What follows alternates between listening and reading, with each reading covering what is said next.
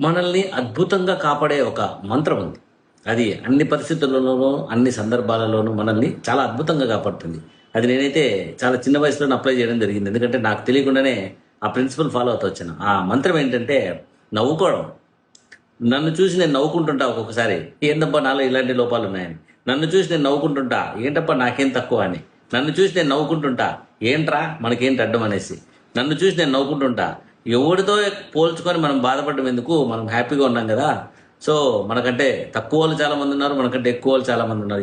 ఎవడికో పావులా ఇచ్చేది లేదు, చచ్చేది లేదు అని చెప్పి నన్ను నేను చూసి నవ్వుకుంటా ఉంటా. అలా నవ్వుకోవడం నాకు చిన్నప్పటి నుంచి చాలా అలవాటు. ఇంటర్మీడియట్లో నా చదువు బ్రేక్ అయినప్పుడు యాక్చువల్గా అక్కడ ఎగ్జామ్ హాల్లో చాలా ఎమోషనల్ సీన్ నడుస్తుంది. ఆ నడిచేటప్పుడు ఒకటి జరిగింది అనమాట. అదేంటంటే ఎగ్జామ్లో నన్ను రకరకాల క్వశ్చన్స్ చేస్తా ఉన్నాడు.